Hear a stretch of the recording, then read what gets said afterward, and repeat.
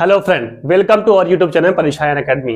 हम लोग दोस्तों प्रीवियस ईयर क्वेश्चन को देख रहे हैं। हमारा तेरह जो प्रीवियस ईयर क्वेश्चन कंप्लीट हो गया है। आज की क्लास में हम लोग देखेंगे 14वां प्रीवियस ईयर क्वेश्चन को।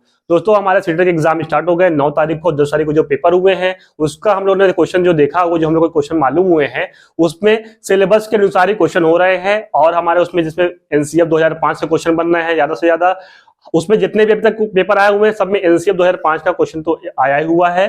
साथ में वैन हीले की थ्योरी, उनके जो चरण से क्वेश्चन आए हुए वो भी आपको दिखेंगे। तो उसके साथ साथ पैटर्न के भी कुछ क्वेश्चन थे। ठीक है दोस्तों, तो ये सब क्वेश्चन क्या हो रहे हैं हमारे साथ रिपीट हो रहे हैं। चलिए आज की क्लास हम लोग स्टार्ट करते हैं। तो हमारा आज का प्रीवियस क्वेश्चन क्या है, हमारा प्रीवियस जो पेपर है 14वां है। चलिए पहला क्वेश्चन देखते हैं। पहला क्वेश्चन है, आशीष को 5 किलो चावल, आशीष को 5 किलो चावल, 5 किलो गेहूं आटा, 250 ग्राम पीसा हुआ धनिया, 250 ग्राम पीसी हुई मिर्च, 2 किलो काले चने और शेष बचे हुए रुपयों के बिस्किट के पैकेट खरीदना है। यदि उसके पास 1000 रुपए है तो वह कितने बिस्किट के पैकेट खरीद लेगा। ये विवरण दिया हुआ है, इसके अनुसार बताना है। अब देखिए चावल का मूल्य कितना दिया हुआ है, 70 रुपए किलो। 1 किलो कितने का, 70 रुपए। अब कितना खरीदना है उनको, आशीष को 5 किलो चावल। यही पे करते हैं, ये हो जाएगा 7 पचे 35, 350 रुपए का। उसके बाद क्या है, 5 किलो गेहूं आटा। देखिए गेहूं आटा कहाँ है, 45 रुपए किलो है। ये हो जाएगा 5 25, 5 चौक 20 और 2 22, 225। उसके बाद क्या है, 250 ग्राम पीसा हुआ धनिया। पीसा हुआ 250 ग्राम कितने का है, 40 रुपए का। ये हो जाएगा 40 रुपए का। उसके बाद है 250 ग्राम पीसी हुई मिर्च। मिर्च का क्या है अमाउंट, 60 रुपए। ये हो जाएगा 60। 2 किलो काले चने, तो काले चने का मूल्य कितना, 1 किलो का मूल्य है 90 रुपए, 2 किलो का हो जाएगा 180। शेष बचे हुए रुपए थे वो क्या करते हैं, बिस्किट खरीदते हैं। इसको जोड़ेंगे, 1000 से माइनस करेंगे, उसके बाद याद कर लेंगे। चलिए देखते हैं इसको जोड़ करके। ये हो जाएगा 5, 8 5 13 2 15, 15 4 19, 19 और 6 हो जाएगा आपका 25, 3 1 4 2 6, 6 और 2 8, 855 रुपए का वो पूरा सामान खरीद रहे हैं और 1000 रुपए की नोट दे रहे हैं। बाकी बिस्कुट का पता करना है, तो 1000 माइनस 855, ये हो जाएगा 5 4 1, 145 रुपए उनके पास बच रहे हैं। अब बिस्किट के कितने पैकेट खरीदेंगे। अब देखिए बिस्किट के पैकेट कितने हैं, 20 रुपए का एक पैकेट है, तो 20 से भाग दे देंगे इसको। अगर 20 से भाग देंगे 2 सतह 14, 7 पैकेट वो खरीद लेंगे और साथ में उनको 5 रुपए वापस ही मिल जाएंगे। तो क्वेश्चन में यही पूछा है कितने पैकेट बिस्किट खरीदेंगे, तो टोटल कितने हैं, 7 पैकेट वो बिस्किट खरीद लेंगे। तो हमारा आंसर जो बी है वो क्या हो जाएगा, सही हो जाएगा। अगला क्वेश्चन देखते हैं दोस्तों। क्वेश्चन नंबर 2 क्या कह रहा है, मैं एक 2 अंकों की संख्या हूं। 2 अंकों की क्या हूं, संख्या हूं। दहाई के स्थान पर अंक 2 का गुणज है, 2 का गुणज 2 का मल्टीपल है, और इकाई के स्थान पर 3 का क्या है, मल्टीपल है। दोनों संख्याओं का योग एक अभाज्य संख्या है जो कि 52 का एक गुणनखंड है। संख्या बताना है। ऑप्शन ये आपके दिए हुए हैं। पहला क्या था, मैं 2 अंकों की संख्या हूं। ये सभी क्या है, 2 अंक की संख्या ही है। दहाई के स्थान पर अंक 2, दहाई के स्थान पर अंक 2 का गुणज है। देखिए सब है दहाई के स्थान वाला। इकाई के स्थान पर अंक 3 का गुणज है। ये भी क्या है, देखिए सब 3 के भी गुणज है। दोनों कंडीशन सही हो रही है। अब आगे अगला पॉइंट देखते हैं। दोनों संख्याओं का योग एक अभाज्य संख्या है।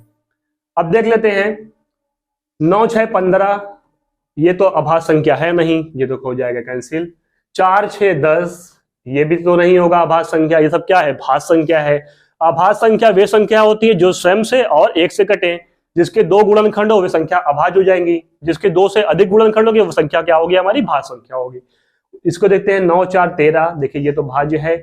8 3 11, ये भी देखिए अभाज्य है। ये 13 क्या है, अभाज्य है, और 8 3 11 भी क्या है, अभाज्य है। लेकिन आगे कंडीशन जो कहा है 52 का एक गुणनखंड है, तो 13 चौक 52, तो ये क्या होगा, 13 जो है वो 52 क्या है, गुणनखंड है, जबकि 11 तो होगा नहीं। तो इस आधार पर हमारा जो ऑप्शन सी है वो क्या होगा, करेक्ट होगा। क्वेश्चन नंबर 3 क्या है, एक कार को भाड़े पर लेने के लिए किराए की दरें निम्न है।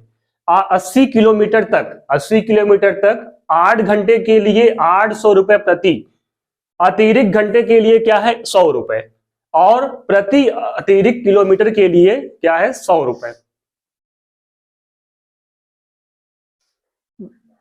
10 रुपए है, 10 रुपए पर किलोमीटर एक्स्ट्रा, 10 है, 100 नहीं है। आगे क्या कह रहा है, सुनील ने 250 किलोमीटर का सफर किया और ए से बी तक का सफर किया। उसने सुबह 7 बजे प्रस्थान किया और उसी दिन शाम 4 बजे वह पहुंच गया। उसे कितनी राशि कुल पे करनी होगी, यही बताना है। चलिए देख लेते हैं कुल कितना समय उन्होंने व्यतीत किया। 7 बजे से स्टार्ट किए हैं और 4 बजे तक, मतलब सुबह के 7 बजे से शाम के 4 बजे तक, मान लो 5 घंटा वहां हो जाएगा, 4 घंटा यहाँ, टोटल कितना हो जाएगा 9 घंटे हो जाएंगे। 9 घंटे में 8 घंटे का देखिए अमाउंट जो है वो 800 रुपए हो गया। ये तो 8 घंटे का है, जो प्लस 1 घंटे का है, 1 घंटे का अतिरिक्त कितना हो रहा है 100 रुपए, ये हो जाएगा 100 रुपए। उसके बाद क्या कर रहा है, जो अतिरिक्त हो रहा है घंटा, देखिए कितने चले हैं 250 किलोमीटर और 80 किलोमीटर की है ये अमाउंट बताए हैं। तो पहले क्या करेंगे 250 माइनस 80 करेंगे, कितना आ जाएगा 170। 170 किलोमीटर वो एक्स्ट्रा चले हैं, अतिरिक्त चले हैं। 1 किलोमीटर का अमाउंट कितना है 10 रुपए। अगर 1 किलोमीटर का अमाउंट 10 रुपए है तो 170 किलोमीटर का अमाउंट कितना हो जाएगा 1700। सबको जोड़ देंगे 0 0 8 8 16 और ये हो जाएगा 1 और 1 2, कितना हो जाएगा 2600 रुपए। वो कितना अमाउंट पे कर रहे हैं 2600 रुपए। देखते हैं किस ऑप्शन पे हमारा है, ऑप्शन बी। ऑप्शन बी क्या हो जाएगा हमारा 2600 रुपए। अगला क्वेश्चन देखते हैं, अवरोही क्रम में व्यवस्थित करने पर निम्नलिखित में से कौन सी संख्या तीसरे स्थान पर होगी, तीसरे स्थान पर होगी, यही बताया है। अवरोही क्रम में, आरोही क्रम वे होते हैं बढ़ते हुए क्रम, अवरोही क्रम क्या होते हैं घटते हुए क्रम। देखिए दशमलव के बाद 3 संख्या है, तो इसमें 2 संख्या है, इसमें क्या करेंगे एक 0 बढ़ा लेंगे तो क्या हो जाएगा इजी हो जाएगा। अब देखिए पहली संख्या क्या, अवरोही क्रम करना, सबसे बड़ी संख्या क्या है इसमें, तो ये हो जाएगा डायरेक्ट यहां पे नंबर कर देते हैं। सबसे बड़ी संख्या देखिए आपकी ये हो गई, उसके बाद दूसरे पर जो आ जाएगी ये होगी, तीसरे पर हो जाएगी आपकी 999 नहीं होगी, पहली पर 990, दूसरी पर हो जाएगी आपकी 909, तीसरे पर हो जाएगी आपकी 99, चौथी पर हो जाएगी 90 और पांचवी पर हो जाएगा 09। ठीक है, तीसरी संख्या पूछा है, तीसरी संख्या हमारी क्या है 9.099। हमारा ऑप्शन जो है 9.099, ऑप्शन बी जो होगा वो करेक्ट होगा। अगला क्वेश्चन देखते हैं एक 4 अंकों की संख्या में 100वें स्थान पर 0, दहाई के स्थान पर अंक इकाई के स्थान पर अंक से दुगुना है, मतलब दहाई का जो अंक है इकाई के अंक से दुगुना है, जबकि 1000वें स्थान पर जो अंक है इकाई के स्थान पर अंक से तिगुना है। संख्या क्या है। अब देखिए पहला क्या कहा था, पहली कंडीशन 100वें स्थान पर 0 है, 0 रहते हैं 100वें स्थान पर, सभी में है। दहाई के स्थान पर अंक इकाई के स्थान का अंक का क्या है दुगुना। अब देखिए दहाई और इकाई का दुगुना है, तो ये दुगुना तो नहीं है, तिगुना हो जाएगा। ये क्या होगा आधा होगा, ये दुगुना होगा, ये तो दुगुना होगा नहीं। आगे देख लेते हैं और कंडीशन क्या कह रहा है, जबकि 1000वें स्थान पर अंक इकाई के अंक का तिगुना है। अब देखिए यहां पर क्या हो जा रहा है, ये जो है इसका तिगुना भी है 2/3, तो हमारा ऑप्शन जो सी होगा वो करेक्ट होगा। अगला क्वेश्चन देखते हैं, क्वेश्चन नंबर 6 क्या कह रहा है, 5 क्रमागत प्राकृतिक संख्याओं का औसत 15 है, पहली और अंतिम संख्याओं का योग। अब देखिए 5 प्राकृतिक संख्याओं का औसत बताया है, डायरेक्ट आप यहां पे कर सकते हैं 14, 13, 14, 15, 16 और 17, ये 4 संख्या हो जाएंगी। 13 और 17 पहली संख्या और अंतिम संख्या कहा है, तो 13 और 17 जोड़ेंगे हमारा 30 हो जाएगा। ऑप्शन बी जो होगा वो करेक्ट होगा। क्वेश्चन नंबर 7 क्या कह रहा है, 8 सेंटीमीटर और 10 सेंटीमीटर भुजाओं वाले एक आयत को 4 समान आयतों में विभाजित किया जाता है, प्रत्येक छोटे आयत का परिमाप क्या होगा। एक आयत है, इसकी लंबाई जो है 10 सेंटीमीटर ये है, 8 सेंटीमीटर ये है, इसको 4 बराबर भागों में क्या किया है बांटा जा रहा है, मतलब कि ये 4 बराबर भागों में बांट दिया गया। अब देखिए यहां पर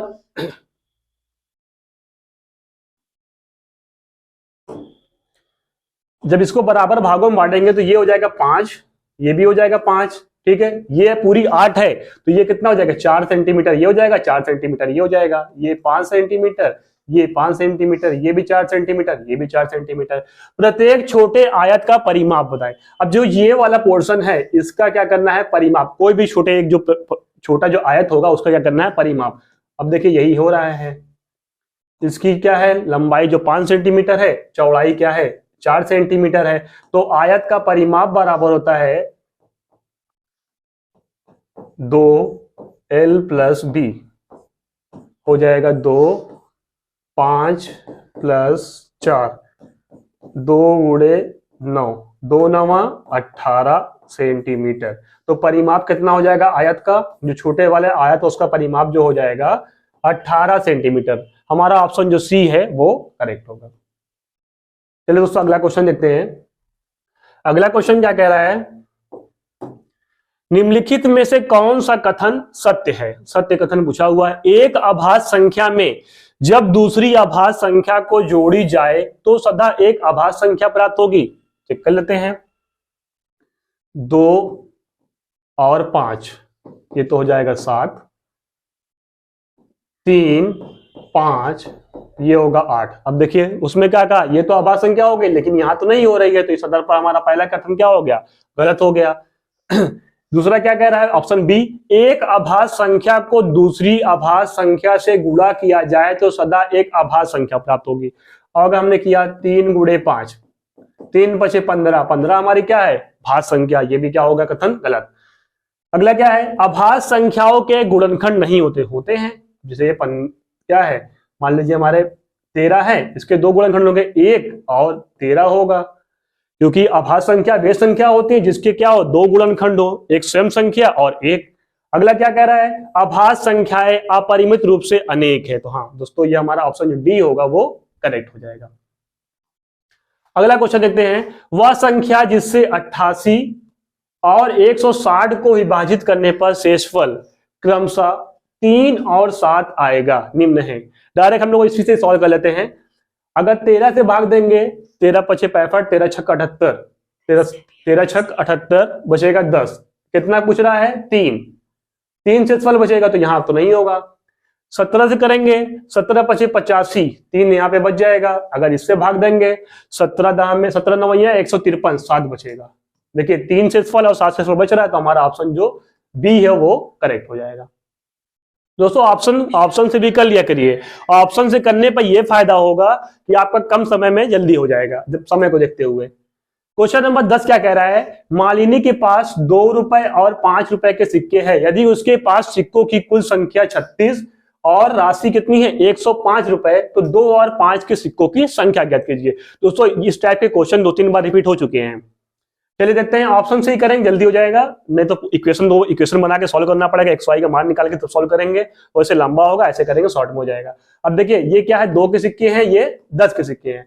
26 दूना 52 हो जाएगा, 10 × 5 = 50, 52 50 हो जाएगा आपका 102। कितना कह रहा है 105 होना चाहिए, तो ये ऑप्शन ए क्या होगा, गलत होगा। 25 दूना 50, 11 × 5 = 55, ये हो जाएगा कुल मिलाकर के 105। 105 कहा है तो हमारा ऑप्शन बी जो होगा वो करेक्ट हो जाएगा। चलिए दोस्तों अगला क्वेश्चन देखते हैं, मान ज्ञात करना इसका 14.5 × 3 + 8 18 भागे 3 - 3 × 12.5। तो दोस्तों इसको हम लोग सॉल्व करेंगे बॉडमास से, तो बॉडमास से सॉल्व करेंगे। बी फॉर होगा ब्रैकेट, पहले ब्रैकेट को सॉल्व करते हैं, फिर ऑफ को जो का लिखा होगा उसका गुणनखंड गुणा होता है, फिर division, multiplication, addition and subtraction. चलिए इसको सॉल्व कर लेते हैं। 14.5 × 3 + 18 भागे 3 - 3 × 12.5। सबसे पहले भाग करेंगे, ये हो जाएगा 14.5 × 3, 3 × 6 = 18 - 3 × 12.5। अब क्या करेंगे, भाग हो गया, अब गुणा करेंगे। 3 × 5 = 15 के 5, 3 × 12 और 1 13, 3 × 1 3 और 1 4, ये हो जाएगा 43.5 प्लस 6 माइनस 3 × 5 = 15, 3 दूनी 6, 1 7, 3 × 1 3, ये हो जाएगा 37.5। अब ये जोड़ेंगे कितना हो जाएगा 43 6 49, 49.5 माइनस 37.5, 5 से कैंसिल हो जाएगा, 5 में 0, 9 में से 7 जाएगा, बचेगा 2, 4 में से 1 गया 3, कितना आ जाएगा हमारा आंसर 12। देखते हैं किस ऑप्शन में है, तो हमारा ऑप्शन जो बी है वो क्या होगा, करेक्ट होगा दोस्तों। चलिए अगला क्वेश्चन देखते हैं। क्वेश्चन नंबर 12 क्या कह रहा है, एक बाग के वृक्षों में जामुन के वृक्षों की संख्या 1/6 है, मतलब क्या है 1/6 भाग है। आधे वृक्ष यूकेलिप्टस के हैं और बाकी पीपल के पेड़ हैं। यदि जामुन के वृक्षों की संख्या x है तो पीपल के कितने वृक्ष है ये बताना है। चलिए, वृक्षों की संख्या बराबर वृक्षों की संख्या बराबर, माना x मानते हैं, वृक्ष बराबर x, ठीक है, वृक्ष बराबर x माना है, तो इसमें आगे क्या कहा है, वृक्षों की संख्या का 1/6वां भाग है क्या, जामुन, जबकि जामुन का दिया हुआ कितने हैं टोटल 6, जामुन के वृक्ष कितने हैं 6, तो ये हो जाएगा x गुणे 1/6 बराबर 6 के। अब ये क्रॉस मल्टीप्लाई हो जाएगा तो ये हो जाएगा x बराबर 36, x का मान कितना हो जाएगा 36, कुल कितने वृक्ष हो जाएंगे 36 में से ये 6 जो टोटल 36 वृक्ष हो गए, 6 जो हो गए जामुन के वृक्ष,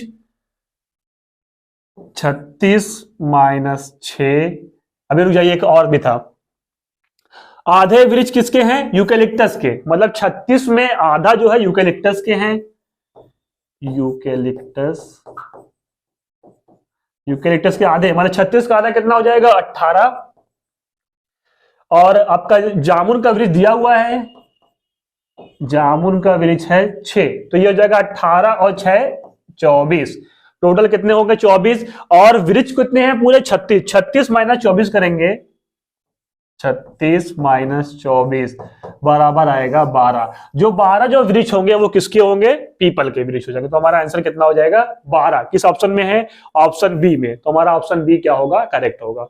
अगला क्वेश्चन देखते हैं दोस्तों, एक रेलगाड़ी विशाखापट्टनम से 1 सितंबर 2019 को सुबह 4:48 पर प्रस्थान करती है और अपने गंतव्य पर डेस्टिनेशन पर 2 सितंबर को 17:37 पर पहुंचती है। इस रेलगाड़ी की यात्रा का कुल समय ज्ञात कीजिए। पहले देखते हैं 1 सितंबर को, 1 सितंबर को पूरा कितना चला है, 4 बजे से स्टार्ट की है सुबह से ही। अब करते हैं पहले 24 घंटे में माइनस कर लेते हैं, 4:48। अब देखिए ये तो माइनस होगा, यहाँ पे गिवन करेंगे तो 60 हो जाएगा, 0 में से 10 में से 8 जाएगा, बचेगा 2, 5 में से बचेगा 1, ये हो जाएगा 3, 13 में से जाएगा जो 1, और ये हो जाएगा 1, 19 घंटा 12 मिनट। तो टोटल कितना 1 सितंबर कितना चलिए 19 घंटा 12 मिनट। उसके बाद क्या है 2 सितंबर को 17:37 पे पहुंच गए, इसको भी जोड़ देते हैं, 2 सितंबर को 17:37 जोड़ेंगे, 2 7 9, 3 1 4, 9 और 7 हो जाएगा 16, और 1 1 2 और हो जाएगा 3, 36 घंटा 49 मिनट। उन्होंने कुल कितना समय लिया, रेलगाड़ी की यात्रा कितनी हुई थी 36 घंटा 49 मिनट। देखते हैं किस ऑप्शन में है, तो हमारा ऑप्शन जो सी है 36 घंटा 49 मिनट वो क्या होगा, करेक्ट होगा। क्वेश्चन नंबर 14 देखते हैं, निम्नलिखित में से कौन सा सही है, सही बताना है दोस्तों। 1 किलोमीटर बराबर 100 किलोमीटर नहीं, 1 किलोमीटर बराबर 1000 मीटर, सही है। 1 मीटर बराबर 100 सेंटीमीटर, ये भी सही है। 1 सेंटीमीटर बराबर 100 mm नहीं। 1 किलोमीटर बराबर 1000 मीटर, सही है। ये 10 सेंटीमीटर, ये भी गलत हो गया।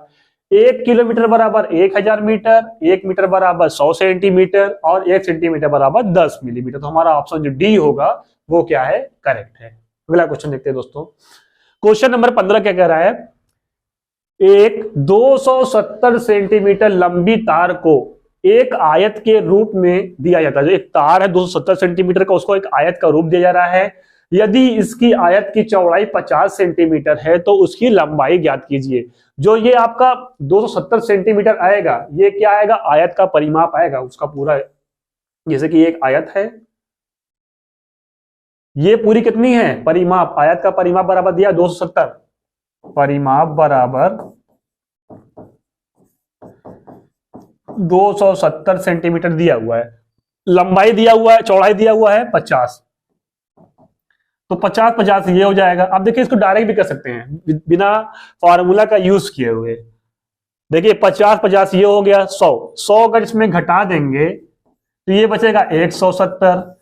170 क्या है, दोनों की लंबाई है, इसकी भी और इसकी भी। अगर उसको 2 से भाग दे देंगे, 2 से भाग देंगे, 2 × 16, 2 × 5 = 10, 85 सेंटीमीटर, तो ये हो जाएगा 85 सेंटीमीटर।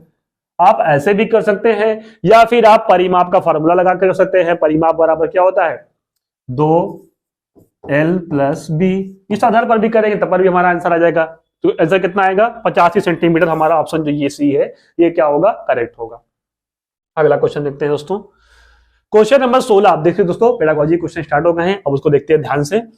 कक्षा 2 के छात्रों को 35 लिखने के लिए कहा गया, 35 लिखने के लिए, तो कुछ ने 305 लिखा।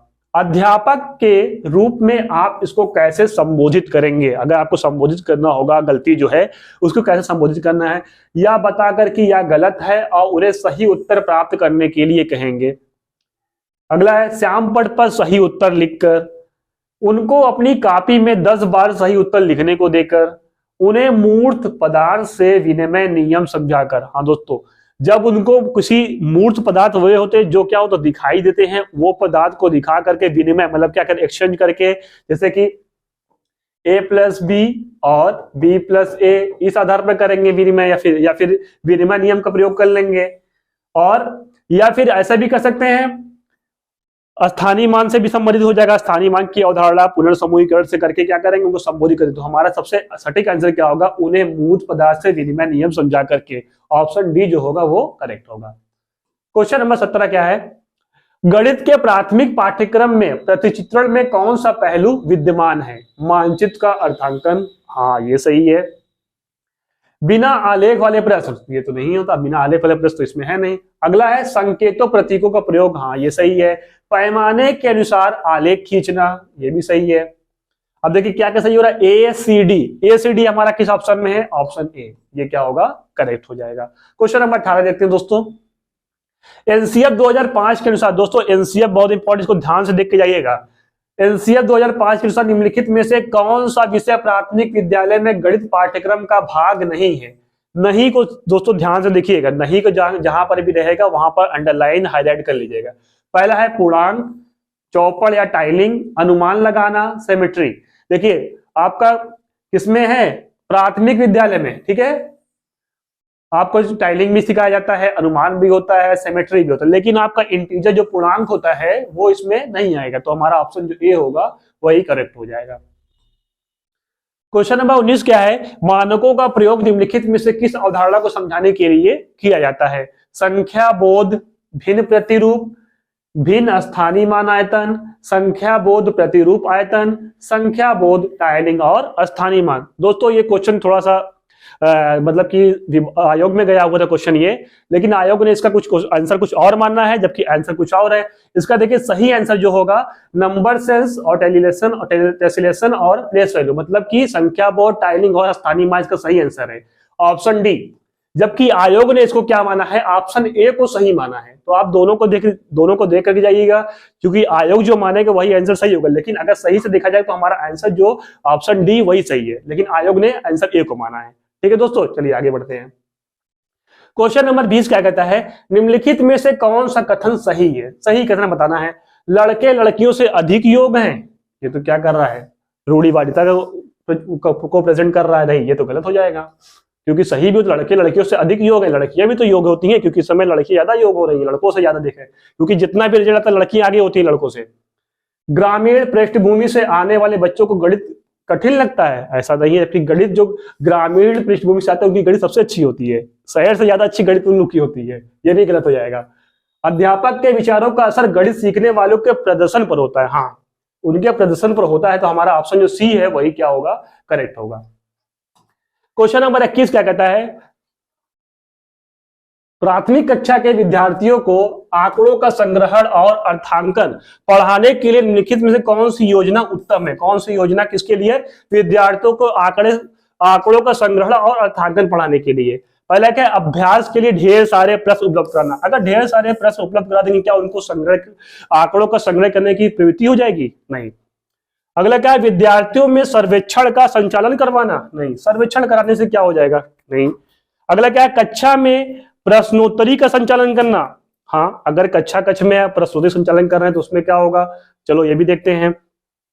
अगला क्या है, कक्षा में सामूहिक परिचर्चा विचार विमर्श कर। अगर देखिए दोस्तों, कोई क्वेश्चन क्या कर रहे हैं, प्राथमिक कक्षा में विद्यार्थियों को आंकड़ों का संग्रहण, यहाँ पे क्या कर रहे हैं, डाटा कलेक्टिंग। डाटा कलेक्टिंग क्या होगा हमारा, विद्यार्थियों से सर्वेक्षण का संचालन। अगर वो सर्वेक्षण कर रहे हैं, विद्यार्थियों से क्या सर्वेक्षण, अगर वो किसी को सर्वे कर रहे हैं, सर्वे करके अगर ज्ञान कर रहे हैं तो क्या कर रहे हैं, डाटा को कलेक्ट कर रहे हैं। तो हमारा ऑप्शन जो बी होगा, डाटा कलेक्टिंग अगर कर रहे हैं बच्चे तो वो क्या होगा, सबसे अच्छा उत्तम उदाहरण यही होगा, ऑप्शन बी जो होगा वही करेक्ट होगा। अगला देखते हैं, क्वेश्चन नंबर 22 क्या कहता है, एक विद्यार्थी कहता है कि समोसे का आकार त्रिभुज जैसा है। कैसा है, ट्रायंगल शेप में है। वह ज्यामिति विवेचन में वैन हीले के अनुसार किस स्तर पर है? उनका स्तर दोस्तों, वैन हीले का जो क्वेश्चन है, हमारे अभी जो एग्जाम हुए हैं सभी एग्जाम में वैन हीले से क्वेश्चन आए हुए हैं और ये बहुत इंपॉर्टेंट है, इसे आप जरूर देख के जाइएगा। इनके जो चरण है उसको ध्यान से देखिएगा, ठीक है। ये क्या पूछा, त्रिभुज जैसा दिख रहा है, ये क्या हो रहा है, दृश्यीकरण। चलिए देखते हैं ऑप्शन क्या है, दृश्यीकरण, विश्लेषण, संबंध स्थापित करना या स्वयं सिद्ध। तो हमारा देखिए पहला जो है दृश्यीकरण, ये चरण 0 जो होगा वही सही है। दृश्यीकरण क्या होता है, चरण 0 होता है, पहला स्टेप यही होता है। तो हमारा ऑप्शन जो ए है वही क्या है, करेक्ट है। क्वेश्चन नंबर 23 क्या कहता है, निम्नलिखित में से किसने संरचनात्मक रचनावादी गणित कक्षा का लक्षण माना जा सकता है? ऑप्शन है, गणितीय परिभाषाओं को कंठस्थ करने का कंठस्थ याद करने से है, तो ये क्या होगा, गलत हो जाएगा। अध्यापक का केवल सही उत्तर, केवल भी प्रश्न आ गया, भी क्या होगा, गलत हो जाएगा। विद्यार्थियों द्वारा की गई त्रुटियों का ज्ञान का महत्वपूर्ण स्रोत समझना, विद्यार्थियों में पारस्परिक क्रियाओं को हतोत्साहित करना। दोस्तों जो हमने क्वेश्चन टैग बताए थे दोस्तों, उसके आधार पर देखिए हम एलिमिनेट करते हैं। कंठस्थ याद करना ये एलिमिनेट हो गया, केवल शब्द आया है, और हतोत्साहित करना ये तो सीधे एलिमिनेट हो गया, हमारा आंसर हो गया। विद्यार्थियों द्वारा की गई त्रुटियों का ज्ञान का महत्वपूर्ण स्रोत, क्योंकि जब विद्यार्थी गलती करते हैं, गलती करके क्या करते हैं, उसे सीखते हैं और इसी आधार पर क्या करें, उनका जो गलतियां होती है उसे सीख लेकर के वो उसे समस्या का समाधान कर लेते हैं। तो हमारा ऑप्शन जो सी है वो क्या होगा, करेक्ट होगा। क्वेश्चन नंबर 24 क्या कहता है, गणित के स्वरूप के संदर्भ में निम्नलिखित में से कौन सा कथन सही नहीं है? नहीं पूछा है। गणित में प्रतिरूपों और संबंधों की पढ़ाई सम्मिलित है, गणित संख्याओं की पढ़ाई तक सीमित है। सीमित की बात कहा है, कहां तक, गणित संख्याओं की, क्या गणित की संख्या सिर्फ संख्याओं की पढ़ाई तक ही सीमित है? नहीं, गणित तो व्यवहारिक रूप में भी तो होता है। आगे कहते हैं, गणित में अमूर्तीकरण और मानस प्रदर्शन मतलब दृश्यीकरण सम्मिलित है, गणित वास्तविक संसार से जुड़ा है। ये भी सही है, ये भी सही है, पहला भी सही है। अब देखिए यही हमारा ऑप्शन जो बी है, गणित संख्याओं की पढ़ाई तक सीमित, तो यही क्या हो जाएगा, गलत। जबकि नहीं पूछा तो ये हमारा क्या होगा, सही होगा। क्वेश्चन नंबर 25 है, निम्नलिखित में से क्या विद्यार्थियों में त्रिविम दृक स्थान समझने को विकसित करने के लिए संभवतः उपयुक्त नहीं है? नहीं पूछा है। भारत के मानचित्र में विभिन्न शहरों के बीच की दूरी का परिकलन करना, इसकी कल्पना करना कि दी हुई रेखाओं पर मोड़ने से एक कागज का टुकड़ा कैसे दिखेगा। अगला है, निर्देश देना कि वे विद्यालय से घर कैसे जा सकते हैं, और ऑप्शन डी है, पेंसिल के ऊपरी दृश्य का पार्श्व दृश्य से सुमेलन करना। अब देखिए दोस्तों क्या पूछा, नहीं पूछा है। तो हमारा ऑप्शन जो ए है, भारत के मानचित्र में विभिन्न शहरों के बीच की दूरी का परिकलन करना, तो हमारा ऑप्शन जो ए है वही क्या होगा, सही है। क्योंकि नेगेटिव में पूछा हो तो इस आधार पर हमारा आंसर क्या होगा, ए सही होगा। अगला क्वेश्चन देखते हैं, क्वेश्चन नंबर 26 क्या कह रहा है, समतल आकृतियों के क्षेत्रफल को मापने के संदर्भ में निम्नलिखित में से कौन सा कथन सही नहीं है? दोस्तों देखो दोस्तों, ये जो प्रीवियस क्वेश्चन है इसमें सभी नहीं से संबंधित ज्यादा क्वेश्चन है, इसको ध्यान से करना है। और ऐसे ही आपका जो एग्जाम आ रहा है उसमें भी आपको ध्यान से ही करना है, नहीं जो रहेगा उसको हाईलाइट जरूर करिएगा। अगला ऑप्शन क्या है, विद्यार्थियों को अवसर दिया जाना चाहिए कि वे विभिन्न सूत्रों की खोज करें, क्षेत्रफल मापने वाले सूत्रों को क्षेत्रों के अनुमान से पहले पढ़ाया जाना चाहिए, मापन के औपचारिक मानकों का परिचय और परिपालन के लिए ग्रिड पेपर लाभदायक साधन हो सकता है। सही है। क्षेत्रफल मापने के लिए नियमित आकृति वाले चौपड़ बिछाना मतलब टाइलिंग लाभदायक हो सकते हैं। यह भी सही है। देखिए विद्यार्थियों को अवसर दिया जाना चाहिए कि विभिन्न सूत्रों की खोज करें। ये तो सही है, क्योंकि अब बच्चों को क्या किया जा रहा है, अवसर प्रदान किए जा रहे हैं, अवसर जो है प्रदान किए जा रहे हैं, तो ये सही हो जाएगा, सी सही हो जाएगा, डी ए सी डी सही है। तो हमारा बी क्या है, क्षेत्रफल मापने वाले सूत्रों को क्षेत्रों के अनुमान से पहले पढ़ाया जाना चाहिए। देखिए नियम जो हो जा रहा है आगमन विधि और निगमन विधि के अनुसार क्या हो जाएगा, गलत हो जा रहा है। पहले क्या कर रहे हैं, आगमन विधि का यहाँ प्रयोग कर दे रहे हैं, तो हमारा ऑप्शन जो बी है वो क्या होगा, गलत हो। क्वेश्चन के साथ सही होगा वैसे गलत है, क्योंकि नहीं पूछा था। क्वेश्चन नंबर 27 क्या कह रहा है, निम्नलिखित में से मुक्त सिरे वाले प्रश्न, मुक्त सिरे वाले प्रश्न कौन से, ओपन एंडेड, जिसकी क्या होगा, एक से अधिक ऑप्शन होंगे और कई तरीके से उसको कर सकते हैं। देखते हैं ऑप्शन क्या है।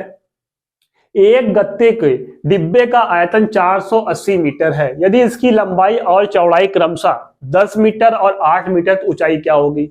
ये तो क्या है, मुक्त वाले नहीं है, ये क्या है, बंद सिरे वाले प्रश्न हैं। आगे क्या कह रहा है, एक गत्ते के डिब्बे की चौड़ाई उसकी लंबाई की है बराबर है और ऊंचाई 5 चौड़ाई, एक गत्ते के डिब्बे की चौड़ाई है और ऊंचाई कितनी है 5, उसकी क्या कितनी 3/4 है, मतलब क्या कह रहा है 3/4। यदि डिब्बे का आयतन 480 मीटर है, इसको देख लेते हैं, तो उसकी लंबाई चौड़ाई और ऊंचाई, तीनों ऊंचाई, लंबाई चौड़ाई ऊंचाई दिया, तीनों ज्ञात करना है। आगे देखते हैं क्या कह रहा है, एक आयताकार क्षेत्र का क्षेत्रफल 480 मीटर स्क्वायर है, इसकी लंबाई और चौड़ाई क्या हो सकती है। दोस्तों यही ऑप्शन जो दिया हुआ है, इसमें देखिए दोस्तों एक ऑप्शन कट गया है, चलिए इसको स्किप कर देते हैं, अगला क्वेश्चन देखते हैं। इसमें एक ऑप्शन कट गया है।